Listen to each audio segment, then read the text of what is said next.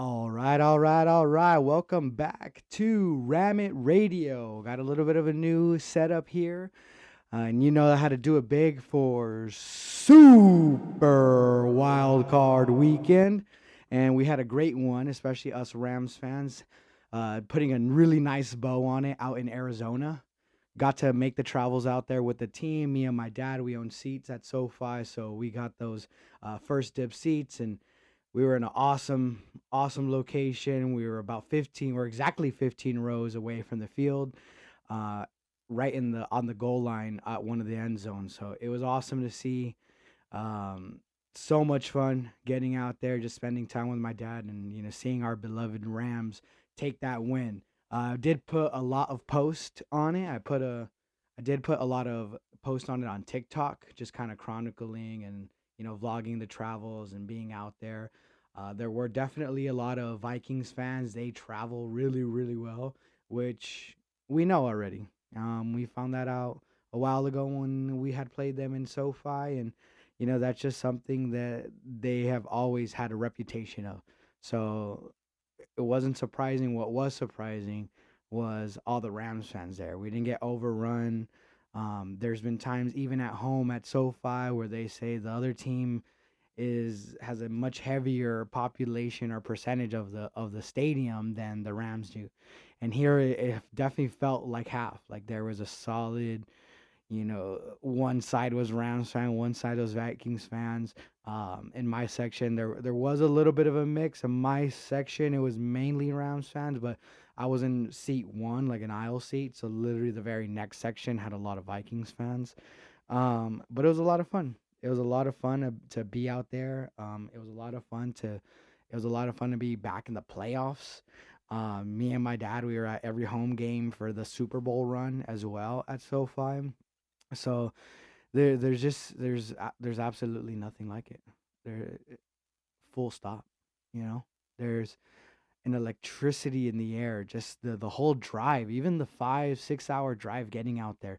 Yeah, I could feel just the antsiness and then the energy when as soon as we parked and how many people were there and how many people were already in their seats before the game started, and just the electricity in the air. And like I don't think we sat down during any place. My whole section was standing up. The guy in front of me definitely didn't sit down at all. I don't think he fit in the chair. He was much larger man than I was, and I could barely fit in that thing. So he was just up the whole time, and him and his wife or girlfriend or whoever were just standing up the whole time. So it made me stand up the whole time, and all of a sudden my whole section, like, we couldn't sit down of just how. And it wasn't a close game. Like, it was just had so many exciting plays at all times, and those Vikings fans were just crushed the whole way. And I love that. I loved just seeing them bummed out. It was awesome. The 9 sacks, like the first drive with the touchdown to set the tone. 10 points in the first two possessions. That means we have 24 points as a team. The Rams have scored 24 points on the Vikings in their first two drives and both of the games they played against them this year. That's 4 for 4 of scoring, and almost and 3 out of 4 are touchdowns, almost 4 for 4. And the Rams, they went out there, they took an early lead, they put their foot on their freaking Vikings' necks, and they didn't let up at all. They didn't take their foot off of it. They might have eased pressure in the second half. I definitely noticed that. But it was a coaching clinic at the same time. When you're up that much and you're dominating a team that much, that's exactly the game you want to play. Possess the ball, hold on to the ball, kill the clock. Even if they score once, you feel a little pressure, but they'd have to score twice before Sean or the Rams felt like a big adjustment need to be changed. So I really like that. I definitely noticed that there was an emphasis in that first quarter of scoring. And that was something that they had talked about so much during the week, that the Rams were terrible, are terrible in the first quarter, and that the way that they showed up. It's something that I really think is going to be huge against the Eagles as well out in Philly. There's been a lot of news coming out about that game. And supposedly it's going to be snowing literally the entirety of the game. which honestly, the more I think about it, bodes well for the Rams. Like if it's snowing that much, there's going to be no passes. We saw it against the Bills and the Niners, so hopefully it's a snow out like that. The Rams defense completely focused on a run game. I don't see getting slashed, 2 times for 70-yard touchdowns. Um, will it happen once? Probably. It's Saquon Barkley. Twice, we can mitigate it twice. The offense has been playing well enough to keep up with people, and he's he's putting in a lot more work himself, running 70 yards than Jalen would be throwing a 50-yarder and the wide receiver finishing it off. So if he can tire himself out, that'd be awesome. But if it's a snow game and the only option is the run, I really like that for our defense. It can put a focus, it can bring an emphasis of people not getting too sucked up into things. I was watching a few of the highlights from that first game that the Rams played against the Eagles, and those counters killed us that the Eagles run. They'd run like a counter pull. They have this like weird trap in a double pulling where they pull the guard and then the outside tight end, but the tight end is off the line, and they have a hidden tight end, like a smaller tight end on the line. And there's just some of their run schemes are really in depth, and well put together. But if the Rams can just be completely focused on something like that, it it takes away a lot of the surprises, is what I think. So excited to hear that. And snow games, snow football games, they're freaking awesome. Like a football game in the snow, and then it's playoffs. Like these are the kinds of games that's setting up to be talked about forever, you know, for 20, 30 years. Or I'm gonna be old and be like, man, there was this one playoff season where the Rams went into Philadelphia and it was snowed out, and they just had a killer game. So I hope that it just kind of boils into something that's freaking awesome. Um, Next thing I want to get into, Matthew Stafford. Matthew Stafford was in his bag. Like this guy was playing out of his mind. Like he was playing with such a high football IQ that it was like nothing I had ever seen before, and it had everyone reeling. It had everyone wondering what the hell just happened. When he was gonna get that sack, when he was gonna be sacked, and they recovered the fumble on that sack for a touchdown. The Vikings did, and that got called back as an incomplete pass. And Matthew Stafford wasn't stressed out about it at all. The entire time I saw him, from my seats doing that motion of, hey, I was pushing it forward, I was throwing it forward. It's an incomplete pass. Give me the next play. Like this guy was ready for them to reverse it. Then they gave the touchdown, which kind of helped out because you have to review the scoring plays. So they reviewed it, then they overturn it, and it was clear as day that he knew exactly what the play was. He knew exactly where everyone on the field was going to be. He knew that Puka Nakua was going to be literally right there, and that all he had to do was some kind of forward motion to get the ball propelled forward, and that was going to get counted as a pass in the NFL. So I thought that was awesome. All of us were shocked in our seats. All the Rams fans were, in Surrender Cobra. All the Vikings fans were going crazy. I'm pretty sure that would have tied the game at that point, early in the game, and just that IQ ness of him, not giving up the sack, getting it incomplete, being completely aware and confident of his decision, knowing that he made the right decision, and knowing the rules, that he wasn't stressed out about it at all. I just thought was awesome. Um, Next, and I gotta lean in a little bit for this one. Don't you ever, don't you ever count out Sean McVay and the Los Angeles Rams. That I'll see you in 2 weeks bullshit. That shit, that was crazy. And just know that put Sean and his boys in their bag. So don't you ever count him out again. I want to put that on the record. All right. They said Sean McVay could only hire his friends. When the Rams brought in Chris Shula as a defensive coordinator, They said, "Oh, well, Sean McVay's only hiring his friends. Of course, that's what he's gonna do. He's only bringing in people he knows. He doesn't have a network to go find a really good defensive coordinator that's proven." Yeah, Chris Shula just proves himself with that defense and that defensive scheme and the play callings that he was pulling out on Monday night. 9 sacks, 82 yards lost, a fumble recovery for a touchdown, and 2 interceptions, I want to say. That defense put in work. That defense played out of its mind. That defense, it's peaking. It hasn't been that good at all this year.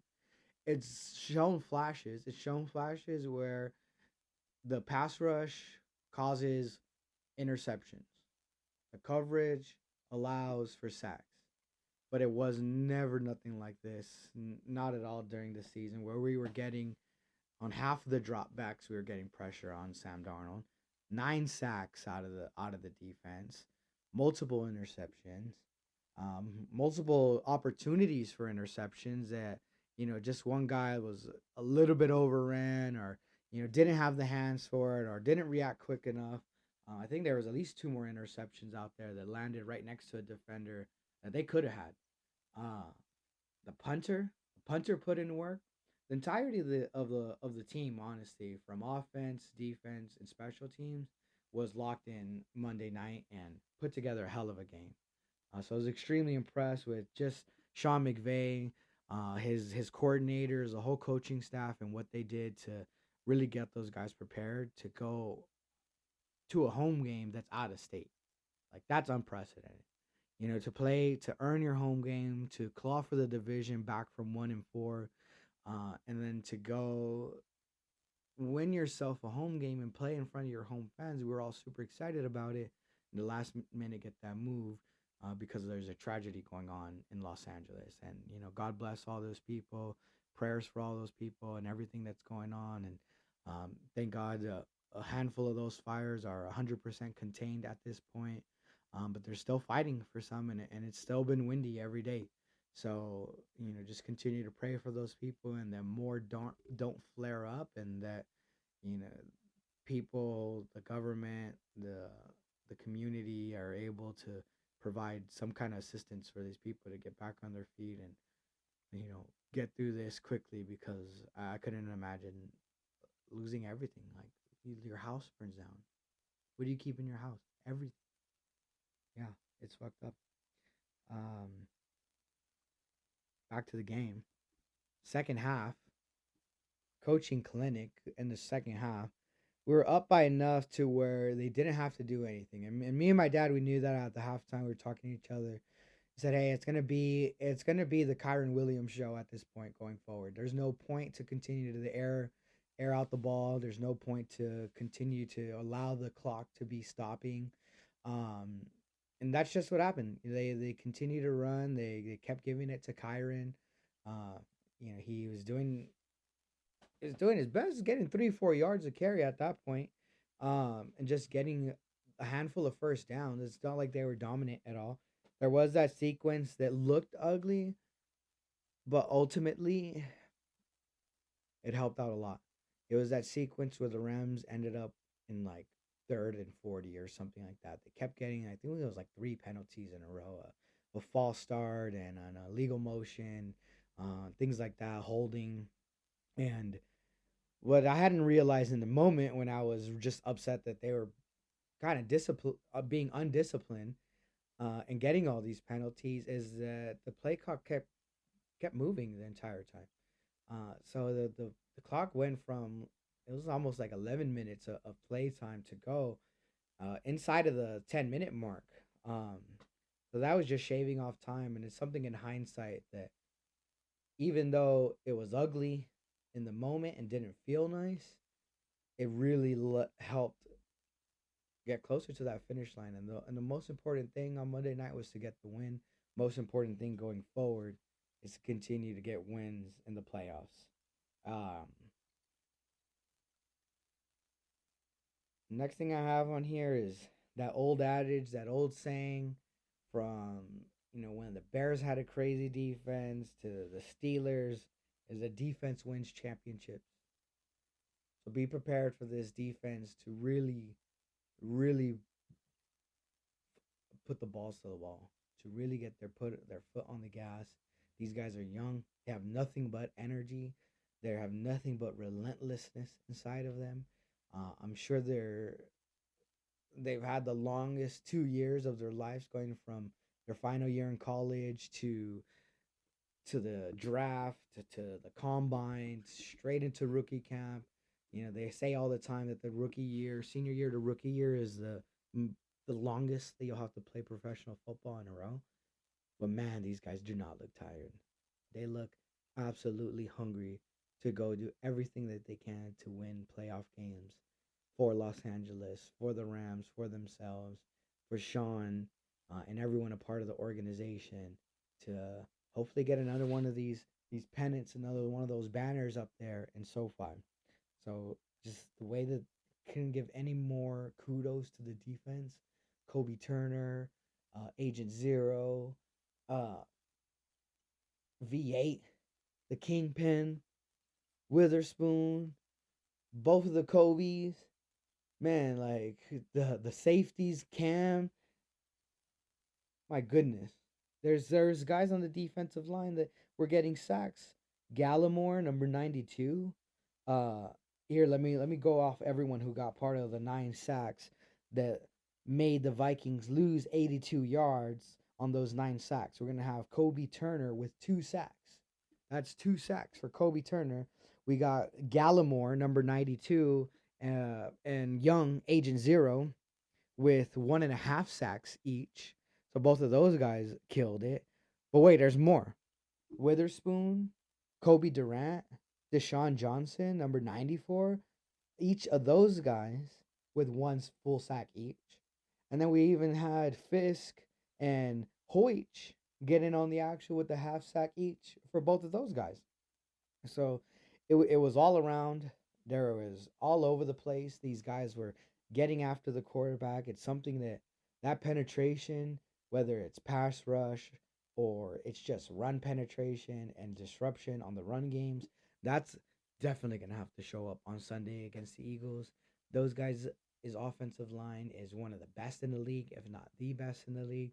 So that kind of penetration is going to be a lot tougher on Sunday, but it's something that the team, the guys, they understand that they do have that in them. And this kind of 9 sack game in the playoffs is extremely rare. It tied the record for most sacks in a playoff game. So lacking confidence is something that this defense is not going to have the way that it might have had, really getting into its bearings when we played them last in week 8, I want to say. Uh, so keep that in mind. Keep this in mind too. Jared Verse, number 8 out of FSU, the rookie, our outside linebacker, defensive end, pass rush, get the QB position. That's a bad man. And you better not be sleeping on his name. You better learn how to say verse, because Jared is coming after you. And if you're a quarterback in the NFL, you better get real used to hearing that man's name, because that is a bad man. And you better watch out when number 8 is lined up against one of your tackles, because he's coming after you, and he's going to make sure you know he's coming after you. And when he gets you, he's going to make sure that you knew he told you exactly what was going to happen, and he went ahead and he did it anyways. And nobody's going to stop him, because Jared Verse, that's your rookie of the year, 100%. That man with the 58-yard fumble recovery for a touchdown in his first playoff game. He looked like he's been there before plenty of times. I have full confidence that this man and the entire defensive front is going to go and show that the Rams, that we are a completely different team than the last time they came to play us in SoFi. Uh, Defense was beyond ready. Flex on a 14-win team that was so good that, just remember, the Vikings were so good that the NFL put out a statement saying that they would consider reseeding based off of winning percentage. And we whooped that ass in a neutral site. So guess what? They're not going to talk about that no more. they're gonna know, they're gonna respect these divisions and know that these rivalry games, these divisional games, are tougher than anything put together, because man, we we we put hands on that ass against the Vikings. Um,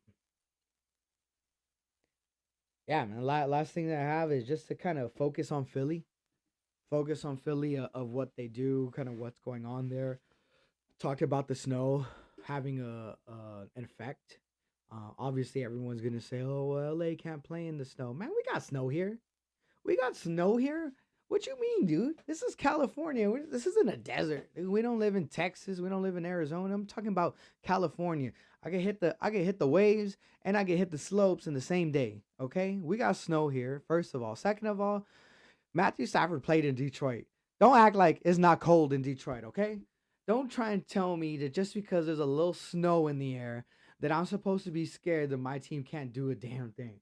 You were talking about Puka Nakua, the Puka Shell, the Islander. You don't think he's gonna have a grand old time with his young ass out there just running around, flying around through the snow, catching balls? Man, Cooper Cup's old ass might like cramp up or something. But then we got Jay Witt, Jordan Whittington from Texas. It's cold in Texas. They freeze in Texas, dude. They've been talking about Texas freezing and their pipes bursting. You can tell me that he's not ready for the cold? Like, come on now. And then our whole defense is a bunch of Florida kids, country kids that are nasty, nasty.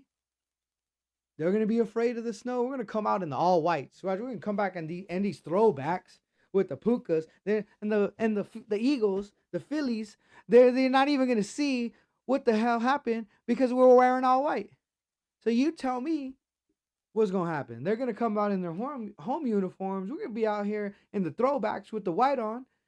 You're not even gonna see Puka Nakua run past your ass.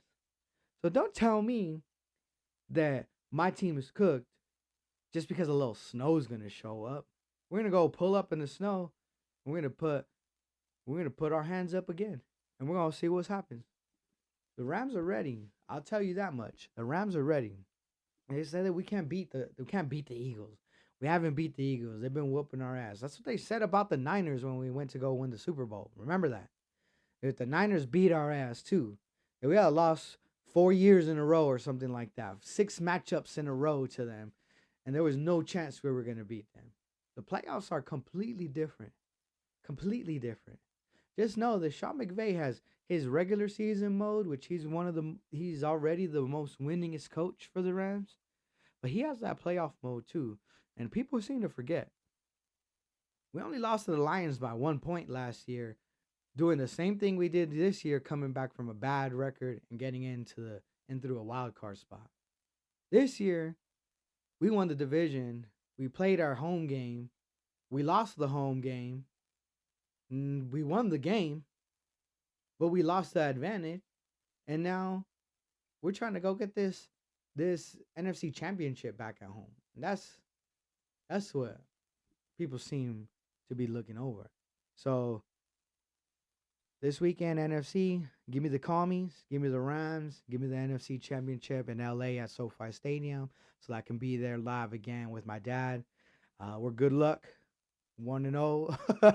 1-0 at SoFi when me and him are there. So, we're going to be there. Other than that, I want to say go Rams. Give me a follow. I'm on Instagram, on TikTok. Have no idea what's going to happen with TikTok. The government's shutting it down, I guess. But if it ends up being bought by Mr. Beast or Elon Musk or something crazy, give me a follow there. I am at Ramit Radio at all socials. Let me triple check at RAMIT_radio,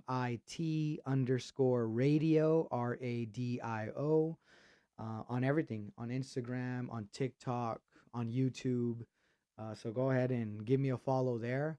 Let me know what you think about the new setup. I got some art up here with my Mandalorian art. I got my a few of the things that I've just kind of collected over the years, and some of my friends and family that support me with the podcast and stuff have gifted to me. I put up the new flag. This is the flag I took out to Arizona. But just with everything going on in LA, we got to honor our heroes, and this was the perfect flag for something like that, which is really crazy because they gave us this flag this year at one of the home games. Um, God bless all of you, everyone that's going through hard times with the fires. I hope that you're loved and that there's support out there. If you feel like you don't have support and you happen to see this video or this channel, put a comment in there. I'll do my best to get your info out there to try and help you out with anything and get you links to resources if you just don't know how to find that. Um, yeah, thank you guys. Thank you for coming and listening to me so far this year. I know it's year one, been inconsistent, but excited to continue doing it throughout the playoffs, and excited to continue to build up the setup I have so that I can just make it easier to get weekly episodes out during the season next year. This is Ramit Radio. Go Rams. I'm Jonathan Sanchez, your host. Uh, you can follow me on Instagram. I am at King John underscore 22. Oh, sorry. I am at King underscore John 22. So KING underscore JON 22. And they're always reposting a lot of stuff about the Ramit Radio channel as well. If you can't find any of the socials that I gave out earlier. Thank you guys so much. Look forward to hopefully talking about a win next week. We're just wrapping it up with you guys next week as well. So let's have a great week and get your horns up. Make sure all week you talk that shit. The last time that the Eagles were here, I was there at SoFi and I had to ride that train back home. The metro is free for you Los Angelinos that don't understand or don't know that drive into that parking lot. It's a nightmare. Ride the metro. It's free. You can park for free at most spots. Yeah, most spots, a lot of them. Well, it's not free. It's $1.75.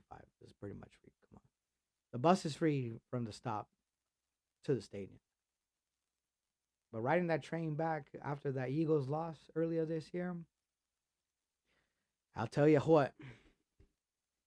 Them Eagles fans had the biggest heads. They didn't stop singing that stupid Fly Eagles Fly song the entire way.